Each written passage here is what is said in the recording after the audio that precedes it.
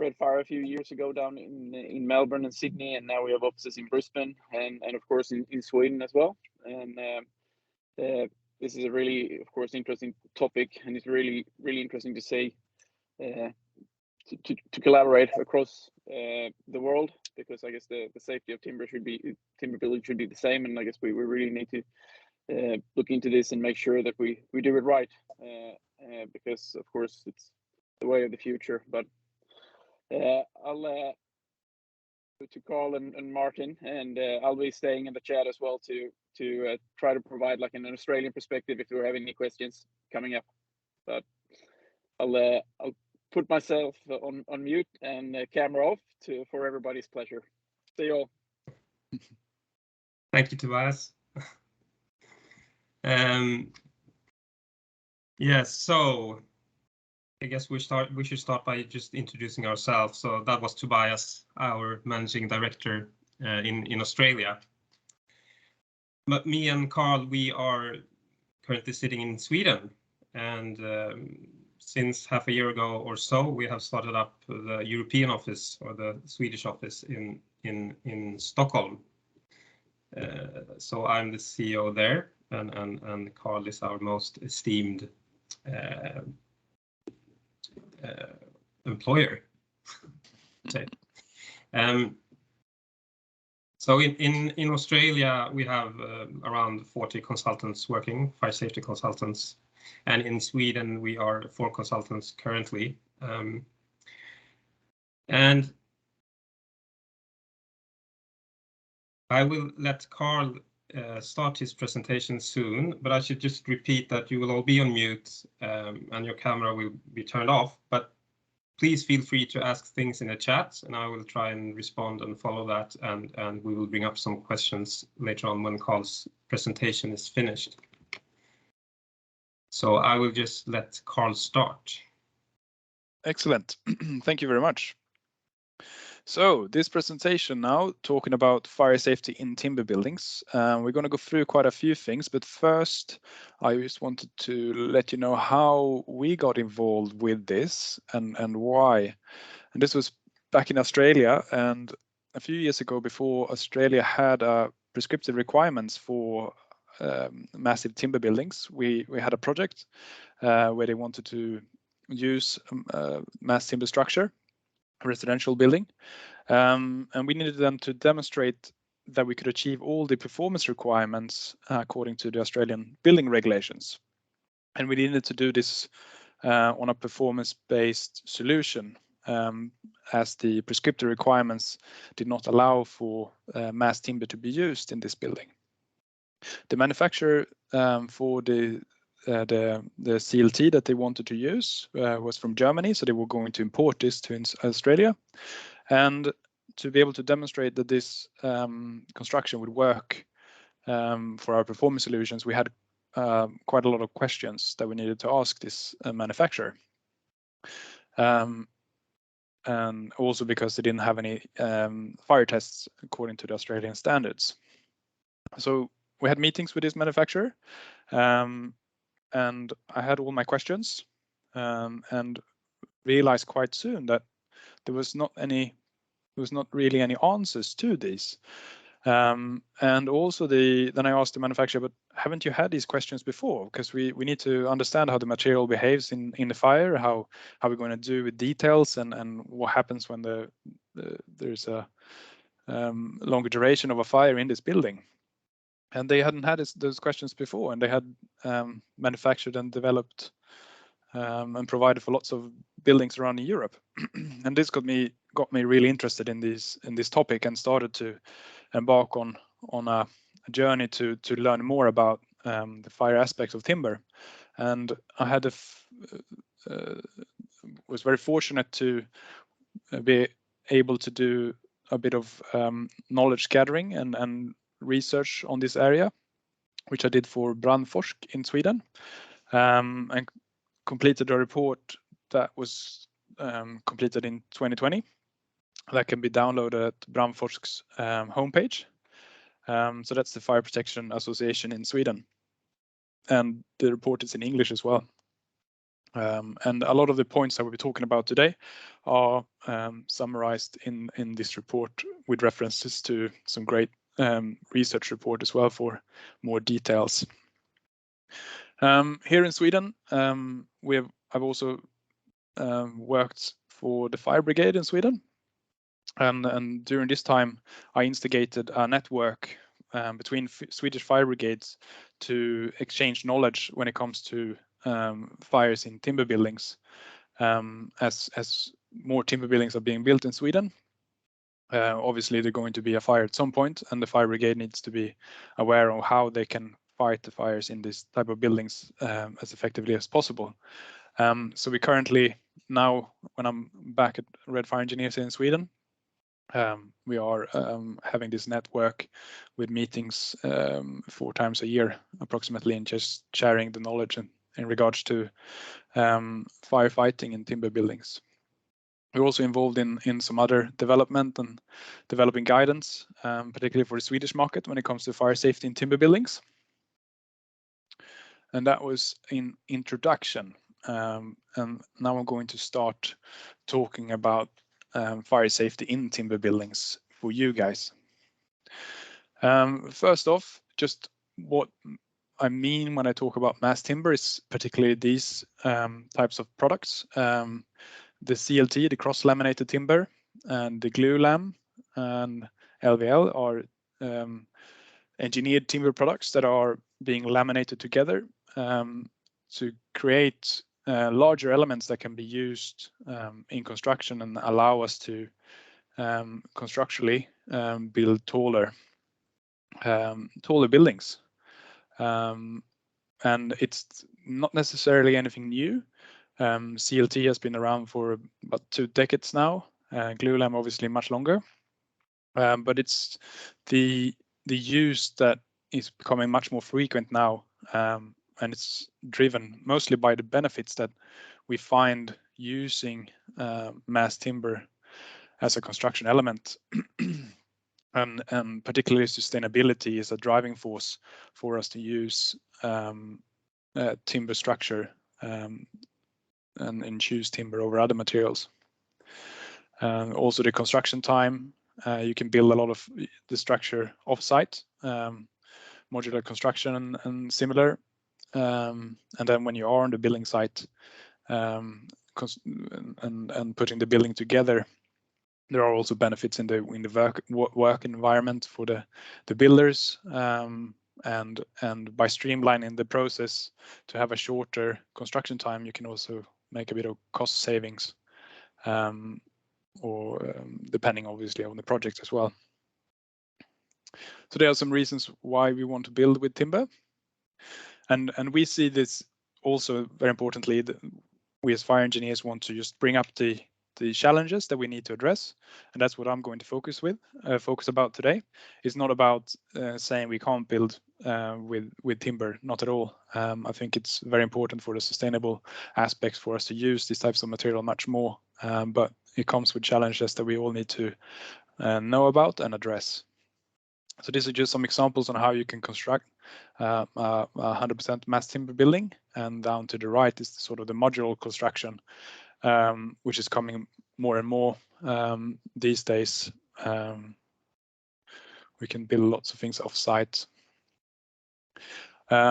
Also, adding on to existing buildings is something that the light material that the timber is has benefits as well.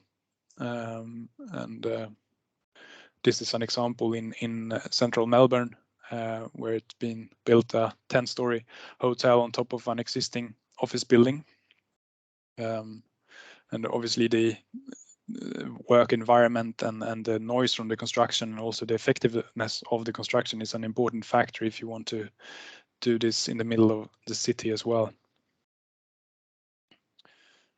So first off, I'm going to give you an introduction to where the fire safety knowledge base comes from when it comes to timber historically. And to generalize, we can say that from about the 70s, when the reaction to fire, how materials behave in the early stages of a fire. When research and standardized and standards were developed, timber was also a material that was looked at, and that sort of started the knowledge gathering around how timber behaves in a fire as a construction material. And up until sort of 2010, most focus has been on using standardized test methods and applying them to timber structures. From around 2010, so the last 12 years, as more timber buildings have been built, the questions have also started: how does this impact the actual fire behavior in these types of buildings? And more full-scale experiments have been done where you're not looking at a particular standard, but you want to investigate the real fire behaviors that you can get from the timber structure and the timber compartments in a building. And also, just giving you an insight on the standards, it's important to understand what fire resistance is, because this is something we find all around the world in our building codes, that if you're making fire compartments, if you have the structural capacity of the building, there's different fire resistant requirements that are applied to the structure. And it's interesting when you look into this and where do we get these requirements and where do they come from? If you draw, if you look back in history, in the late 1800s and the beginning of the 1900s, so there was a lot of experiments done in the UK and the US where they were experimenting with different materials and how the fire could impact these and how big fires could impact the structural capacity. But it was not really any way to compare the results from these tests. They varied a lot. So in 1919, a committee in the US determined that, all right, if we're going to do these experiments, we should follow the standard temperature curve over time in our tests, and that way we have some sort of measurement we can start to compare the different behaviors. And then in the 1920s, so this is over 100 years ago, Simon Ingberg was doing experiments where he varied the fuel load that he put into compartments with a fire and saw how that impacted the structural capacity and how the material behaved in the event of a fire.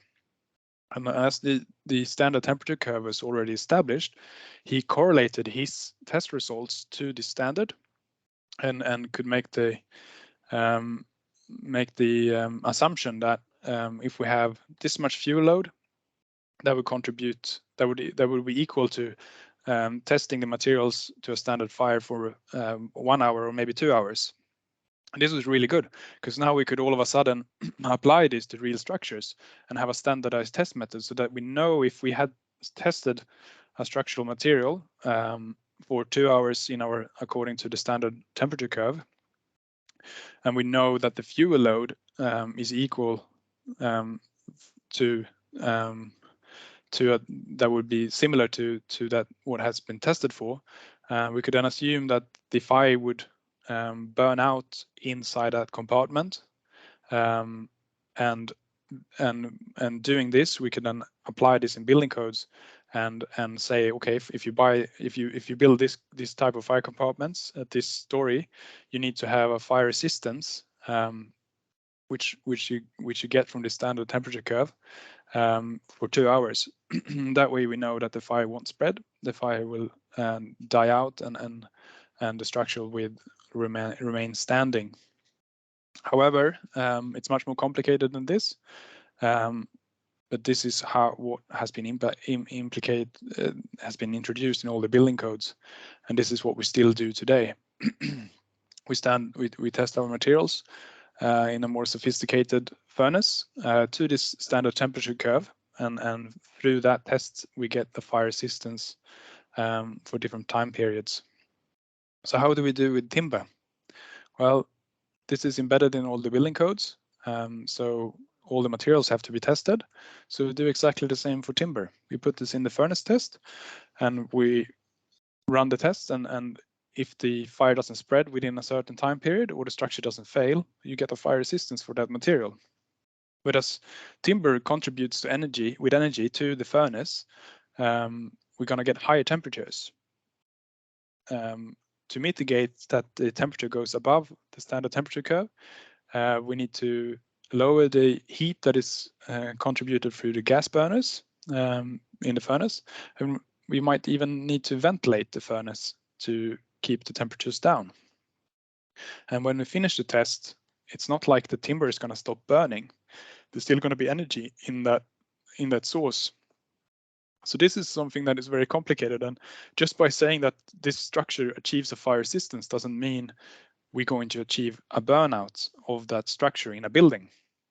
So this is one of the main challenges that is very important to understand, that, all right, we have a fire resistance for a timber structure, which is good. We know that the fire spread through it, or the structural capacity for it will be sufficient for this temperature at a certain time, but we can't tell by this that the fire will stop and it won't spread further down the line of the fire scenario. And I was going to show you a quick video here from some fire tests that were done in the US in 2017, which you can find on the NFPA's homepage. In this test, they had the ceiling exposed with CLT, and they had the wall exposed with CLT. And the rest of the compartment was encapsulated with fire-rated gypsum board so that the structure would not contribute to the fire. And then they had some fuel load from furniture in this compartment. And then the fire starts, and it speed up a little bit here, and about here we reach the point where you get a flashover in the compartment and you get a fully developed fire, which means that the temperature is so high that everything that burns inside this compartment will contribute to the fire, and the ventilation, the oxygen that is provided to the compartment will be in this test at least would limit the effectiveness of the combustion inside of this compartment. And then we speed up, and about here we will see that all the furniture inside of this compartment has consumed, and it's only the wall and the ceiling that now is burning in the compartment, and we can see a lot of charcoal falling down from the ceiling as well, and the fire is not showing any sign of dying out or burning out. There's still a lot of fuel that is being contributed to the fire. So this is obviously a huge challenge. The time period now is around, you're going to see in the results yet, but I think it's about 2 hours into the fire. And there is nothing stopping this fire in this compartment. And this is quite similar to what you will get if you're doing this Swedish fire torch, when you have some wood and you cut through it and you make a hole and you get a fire started in here. You're going to get energy radiating and transferring between the different surfaces and maintaining the energy release from the timber to the fire until it's completely burnt out. So a big factor with this is how the different surfaces are working with each other to contribute to the energy being released from the timber.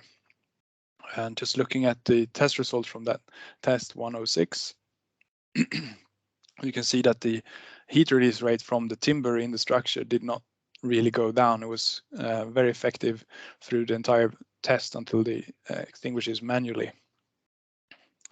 And this is very different than from how we assume that a fire would burn in a building, which traditionally is something like this. Going back to the fire resistance, this is what we assume a fire would do, is that it would go to a flashover point and be fully developed, and then when the fuel is consumed in the compartment, it will start to decay. But as the timber structure is fueling the fire, we don't see this decay occurring in some of these tests, and that's obviously quite a big challenge to overcome and make sure that we have a fire that is going towards burnout in the building. And looking at the results, so the test we saw was on the right. The test on the left, they had only one of the walls exposed. And in that test, you got a different fire behavior where the energy radiating between the surfaces did not contribute to the char falling off, and new energy always being contributed to the compartment. And you got, even though you got a longer fire scenario than if the timber was not involved, you got the fire was starting to decay at some point.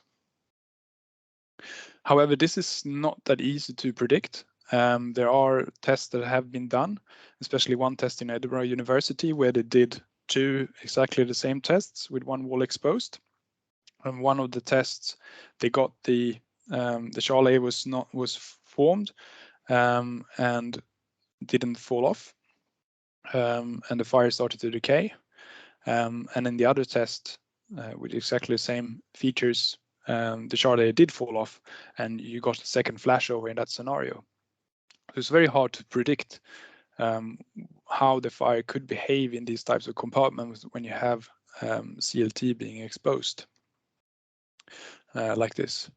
I just wanted to highlight this, that recently RISE has, from some fire tests, looked into how you can repair after the fire damage in a timber structure. So that might be interesting for some of you to have a read about. But this delamination or char layer fall off is something that is challenging for these new materials, and the reasons to how and when that can be expected are very complicated, and it's very hard to predict when it can occur. What we do know is that the geometry inside of the compartment will have an impact, the ventilation features to the compartment, what surfaces that are being exposed and are contributing to each other with this energy, with energy being released, and also the type of glue that is being used. If you have a glue that does not have any heat resistant capacities, that would obviously allow for a delamination of the outer lamella in the event of that being heated up to about 100 to 250 degrees. So in the US and Canada, they have introduced standards for that heat resistant glues need to be used in the CLT that are being used for mass timber buildings there. And they have a rigorous testing system how to prove that the glue can achieve this non-delamination.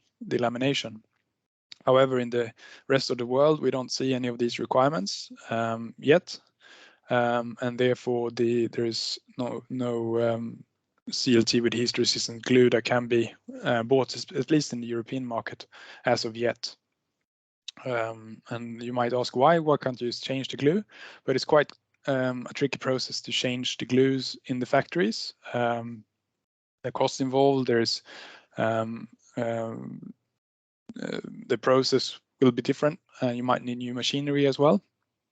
And if there is not a regulatory requirement, it's not going to happen until really see a demand for that change. Also, the thickness of the outer lamella will impact how this delamination or char layer fall off when it can occur. And of course, the length of the fire, how long a high temperature is in the compartment, can start to work through the CLT will impact this as well. I was going to go over a bit to facades. Timber facades is something that is very used a lot in Sweden and some other Nordic countries. And having combustible facades might some of you think is not the best idea and might not be allowed in some of the building regulations from some of you who's listening today. But in Sweden, it's okay according to the building regulations to have combustible facades as long as they have been tested to a facade standard, which I'm going to show you a little bit about in a second. Details with this is very, very important. It's not just the facade, the external facade, that would have an impact of the fire spread. What's happening behind the facade is very important as well, especially if you have cavities and you can have a chimney effect of a fire spread behind the facade. Are details that need to be looked into, and how to make sure that the fire doesn't spread behind the facade if it penetrates through openings into this cavity. And to do this, you need to have some protection around where you can identify there's a risk of fire spread into these cavities. And here are some examples what you can do. This picture is looking from above, and also if you have cavities, which I'm going to go into a bit further in the presentation, inside between structures, obviously you need barriers there as well. And how do you know that this is being installed correctly and the products are used in the way that they should? It's a complicated process, and photos showing how it's being done might sound obvious, but 10 years, 20 years down the line of the building in use, it would be really important to know how the fire safety systems in the facade have been put in place. This was also a picture I took, which I found was quite interesting. When you see this sort of balcony extension with the timber structure. Generally, so extensions like this, horizontal extensions, would have reduce the risk of fire spread as the flames would be extended out from the facade of the building and other openings when you have this. But by introducing a combustible structure here, you might have the opposite of effects. And this might be something that the building codes doesn't pick up, because is this the part of the external wall, the facade, or how should you address this? And this is something that our building codes might not keep up with, this type of structure. So I thought that would be interesting for you to see as well. So there was an American project where the fire tests were done about 2 years ago now. They were done in Sweden due to COVID, and Daniel Brandon was leading the research for this. And as part of the fire compartment test they were doing, they were also looking at the temperatures from the flames outside of these openings, and we're looking into the impact from that fire. And in this report, you can see here is some great details about this and summaries. But it's interesting when they compared the results they got from these tests, when you had exposed timber contributing with fuel to the fire, and then obviously you get more combustion outside as there's more fuel inside the compartment, and you get higher flames. And you compare that towards the facade tests that are being used. So this is the facade test that is being done in Sweden currently. It is from the 80s, and it's called SP 105.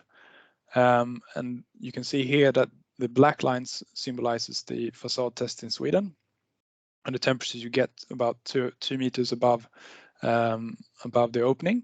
and the results from the tests in these compartments show much higher temperatures, but especially they show a longer exposure of high temperatures as well. So in Sweden, you allow your facade to be tested to this standard and can be combustible as long as it achieves those requirements. But you might have a completely different fire scenario than what you test for in the real buildings when you have a timber structure.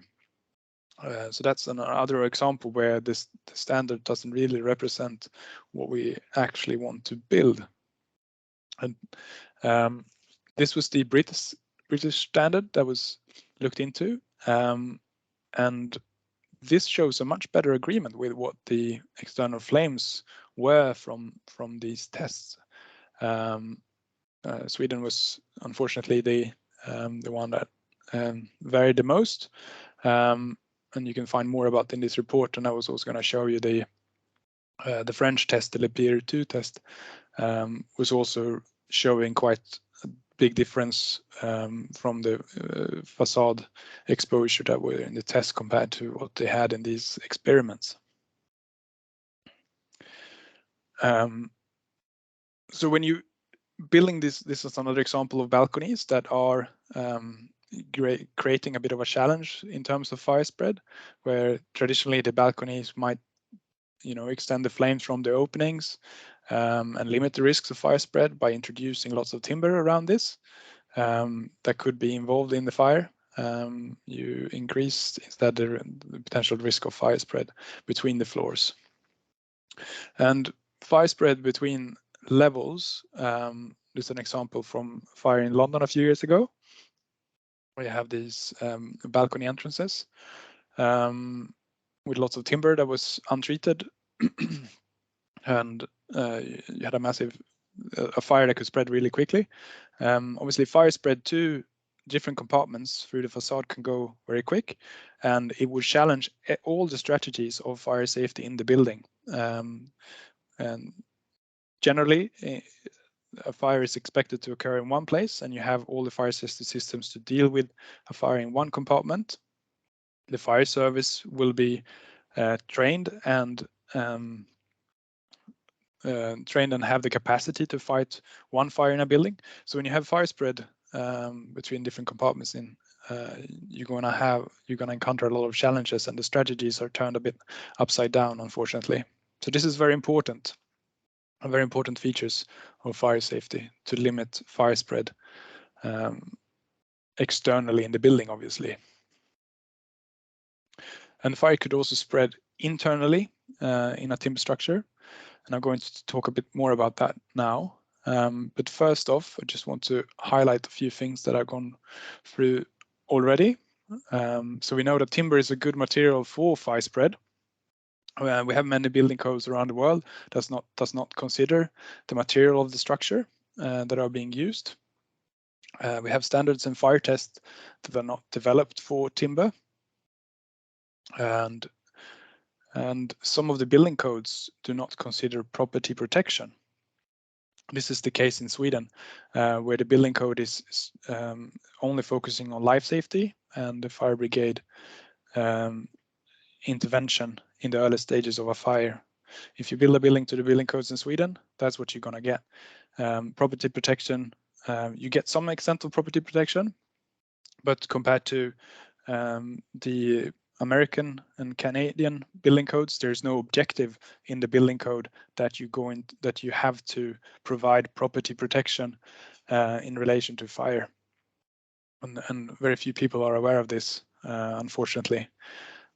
But who might be interested about this? Well, insurance companies.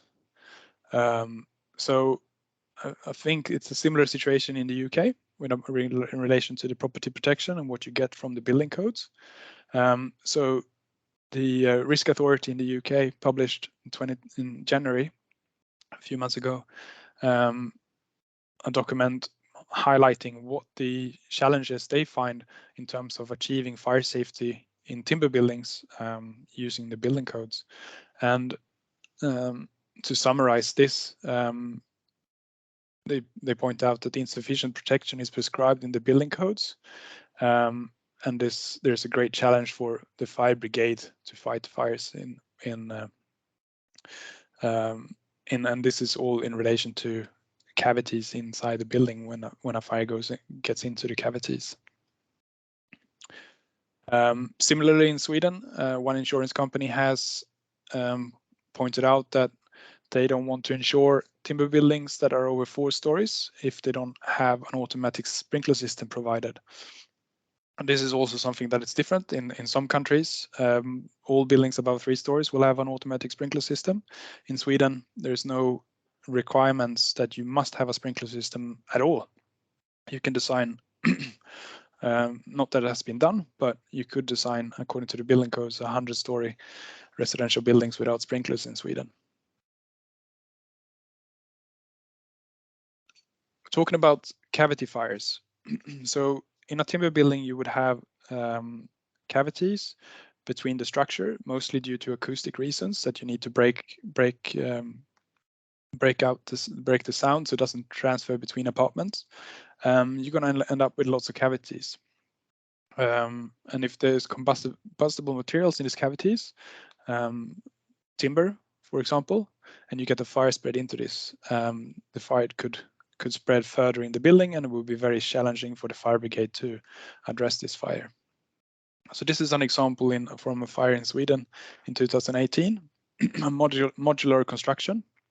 So this was not mass timber, but it was timber frames and modules that were put together. And they had a small fire in an electrical box that went into the structure, and there was no fire stoppings between the stories here. And the fire could spread between the compartments to different inside the building, and it was a huge challenge for the firefighters to get hold of this fire, and led to great property damage as a result. Although no one was harmed, even the people who lived in this apartment didn't know that the fire was behind this box. They went and get their coats when they saw firefighters outside in this cupboard, and then walked out. So it was a tiny fire that had a huge consequence. And this is also something, it doesn't have to be that we can get larger fires and longer fires in when timber is being involved in the fire dynamics. It can also be very small fires that have consequences that we would not traditionally get in our buildings when we have these cavities. So these are details that need to be looked into in projects, and the building code requirements might not be very helpful. That how do you do this and how do you address this? So a lot of thinking has to be on this, basically, by the project team on how to address these challenges.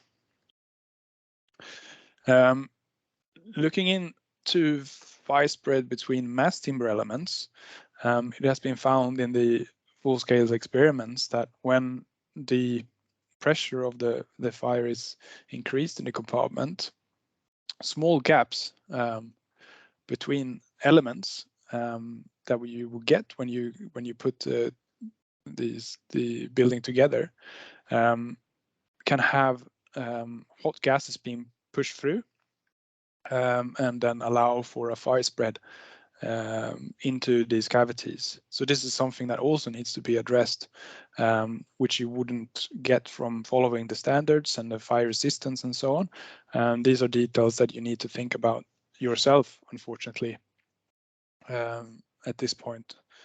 And there are solutions to deal with this. As this is about the airflow, you can stop the airflow, and you don't need to have a fire resistant elements that can withstand lots of heat. It's just about stopping the airflow. So these are some details you need to think about as well when you're putting a building of timber together. This is a picture I took. So this is looking down 9 stories in one of these cavities that is going to be between apartments in this building. Obviously, fire stopping between the levels would be a quite important feature for this building. But on the construction side, that might not be that easy to do.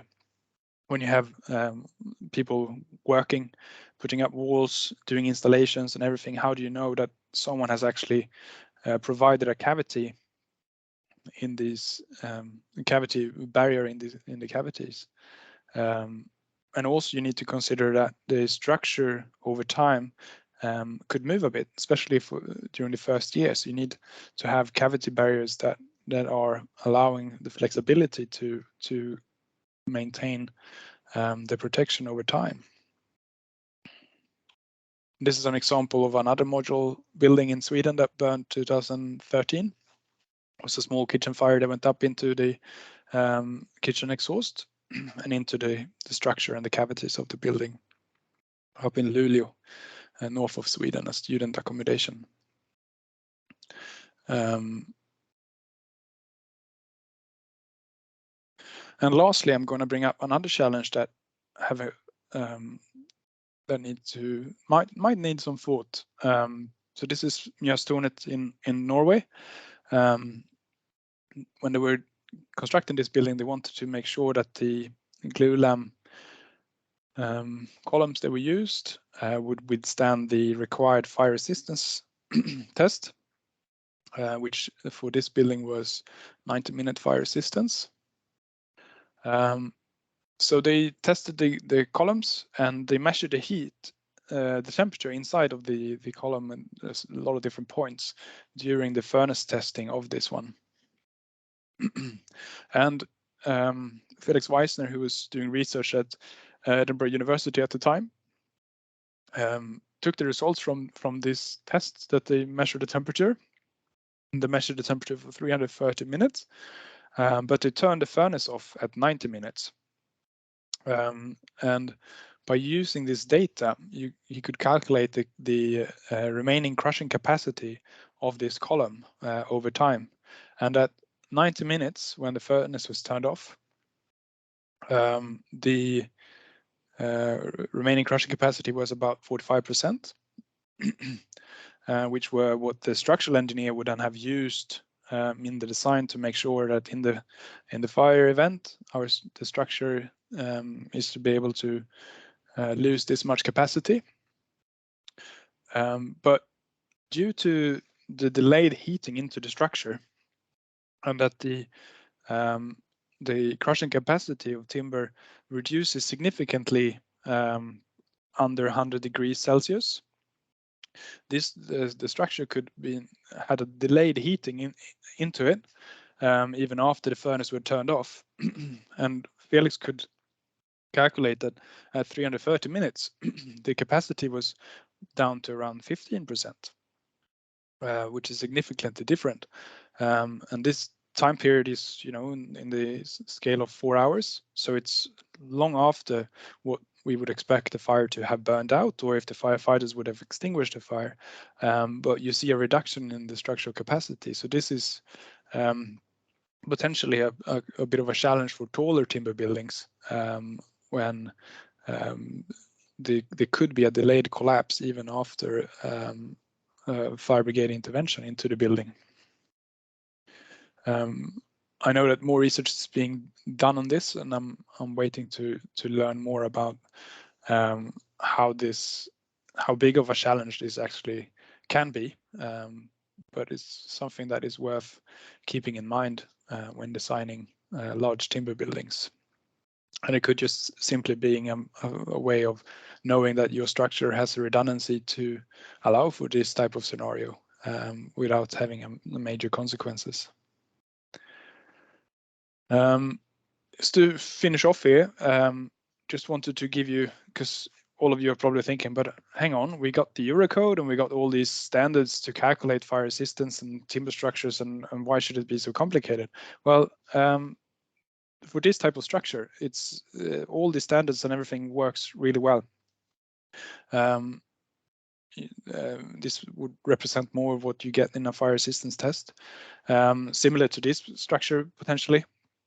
You don't have that much timber that would contribute to longer fire scenarios and get the challenges from that scenario, and using the the calculations that are available, for example, in the Eurocode, would work perfectly fine for this type of structure when you assume the sharding rate and how the load bearing capacity will reduce over time when exposed to the standard temperature curve. This is when you start to get more challenges. When you have more surface of timber that could be exposed to the fire, and you get different fire behaviors from what we traditionally are used to deal with when it comes to fire safety design in buildings. So to summarize, we think it's very important that in a project you determine what your design goals are in relation to fire safety early. The building codes might not provide any additional fire protection requirements.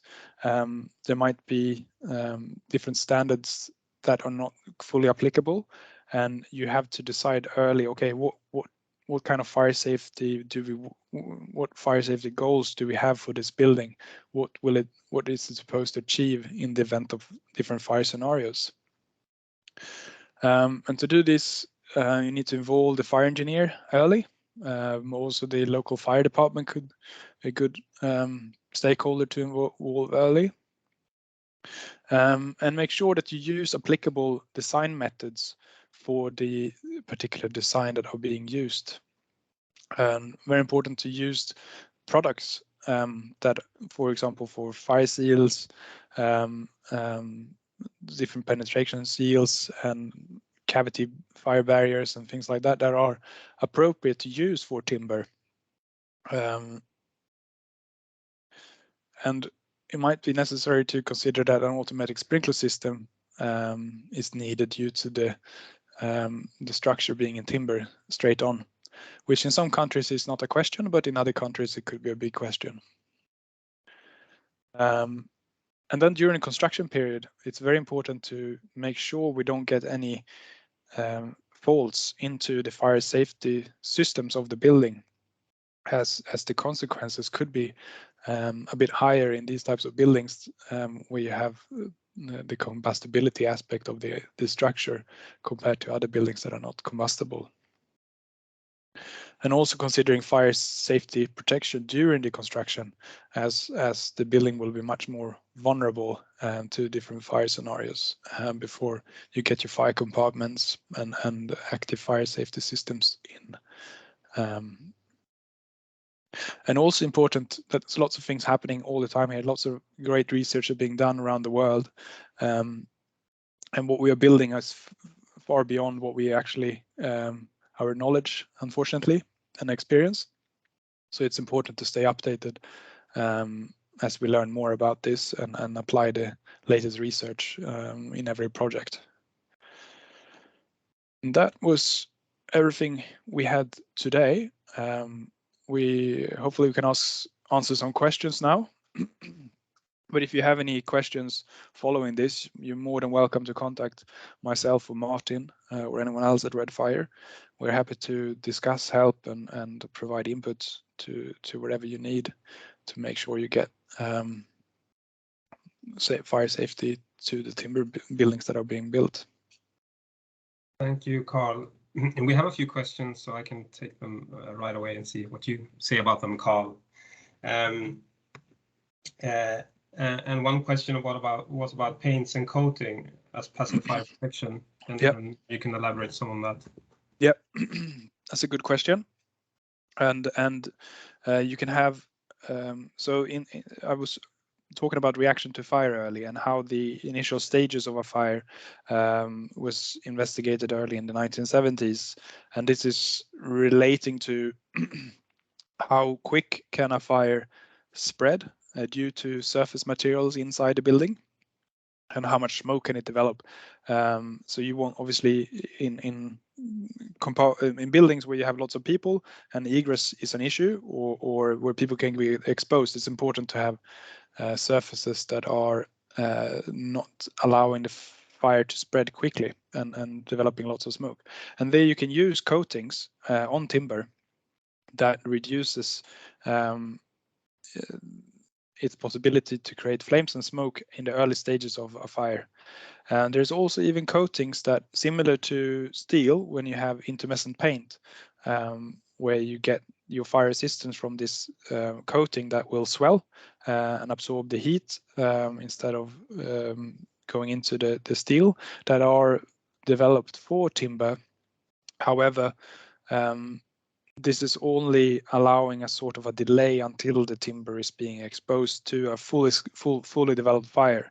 So there's not, unfortunately, no miraculous solution to, if you put this paint on timber, it's going to behave just as a non-combustible material. At some point, the timber can get involved in the fire, and you get these sort of scenarios anyway. But there are products mostly to reduce the flaming and the smoke spread in the early stages of a fire. Thank you. Yep. We have another question regarding what the main challenges with connections between mass timber elements are. What you know of? So connections, when you have steel connections in timber, if the steel is heated or exposed to fire, it will conduct the heat into the timber very quickly. So you will get sharding around these connections, and you would lose the strength around these connections, and therefore you can get earlier structural failure through metal connections. So one measure is obviously to embed them so they don't get exposed to the fire, or cover them with other protection methods, particularly for beams and columns. If you have exposed steel in those, that could quite quickly reduce the structural capacity. So it's important to think about those details, and also make sure that the design that has been developed in early stages doesn't get changed on site. That maybe the builder want to use a cheaper connection method that was not designed. They might not want to cover the connections or embed them. As some examples I know of that, where they find a cheaper solution and don't think about how this could actually impact the structural capacity. Also, there's, depending on how deep the connections are and what's on the other side, it could be a potential for fire spread in the early stages as well through metal connections. Thank you, Carl. We have time for some more questions. What are your thoughts on the construction site? How should you control that fire stopping, etc., are being installed properly during construction? Yeah, this is well, just everyone needs to do what the job and document with pictures that they have done it correctly. Obviously a huge challenge. There are great standards. There's an INSTA standard for how to work with the construction site and make sure you have the procedures in place. And we just need to make sure that they are followed, which is I guess the main challenge, and not skipped, and that everyone know that this is important on site as well, increasing the knowledge of the people who are doing the work. Yeah, you're right.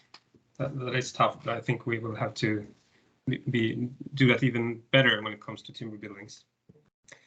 I think this might be one of the last questions for you, Carl. Do you have opinions on smoke management systems in timber buildings? I do. I'm sure I have opinions. I guess just smoke management systems are usually based on what kind of fire scenario you could have. So allowing that to incorporate what kind of fire scenario you would have in a timber building is a key to develop a smoke system that could be beneficial in relation to that as well. I'm also quite interested in Sweden. It's common to use fans to extract in the ventilation systems to use fans to run in the event of a fire, and you don't have a fire dampers between fire compartments, but you allow the smoke to go through the ventilation system and out of the building, which is very common in apartments in Sweden. And I'm quite interested to look into how a potential change in the fire scenarios due to the impact of timber, and that the fact that the structure around this ventilation could also be combustible, how that could impact the traditional design that is being adopted in Sweden. It's a sidetracked a bit there. Yeah, that's good. Here's another one. Do you know of any considerations for fire-rated penetrations and the possibility that they reduce the mass load bearing capacity of a mass timber floor or structure? Yes. Yeah, well, if you have a penetration through the element, there will be the potential of sharding around that that could reduce, that could change compared to if there would be no penetration. But I think in mass timber elements such as CLT, the structure is sort of quite robust because it's a huge element that has so penetrations. If you can lose quite a lot of that without losing the structural capacity. It would be more about fire spread, I think. The risks that the product are maintained over long periods of time that are keeping the penetration sealed and doesn't allow fire spread earlier than through the actual compartment wall is key, and also that the products that are used are fixed and attached well to that element through the period through the full period of the fire scenario as well. So that there will be some products that are not good to use in timber because they might fall off early and break earlier due to the timber structure compared to non-combustible materials. Thanks, Carl. This will be the last question, and if I missed any questions, we'll just go through the chat and we will mail you so you get your answers. But one question is, how is the additional smoke generated from timber elements accounted for, as it does not match with common plume models you're using? Do you understand the question? Plume models being used. Start to think about this. This is about smoke modeling and sort of. Yeah, I guess this is about smoke modeling. CFD. And if the CFD elements, if you need to do that differently, if you have a lot of exposed timber. Yeah, well, when it comes to CFD and what that sort of models are validated for, I think it's very difficult to include lots of different surfaces burning at the same time in the models. Just looking back to what have they been able to validate the test for, and I think that's an area of more research being needed, because they are very complicated models, and things like introducing more surfaces that are providing energy in the models could change the outcome quite significantly and might not represent the real behavior. Same as going with really big fires in these models. What are the limitations on what they are validated for? Can you do a 50 megawatt fire in a CFD model? Maybe.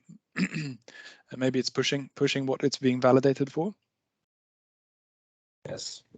So it's 1 p.m. here in Sweden, so we will end this. And I think there are some more questions, and we will reach out to the ones asking the questions, see if we can answer it for them.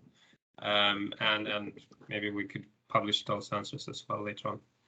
So thank you everyone for attending, and I hope you all learned something and that you can take with you when you come into contact with timber buildings, as I'm sure a lot of you will be doing in the future.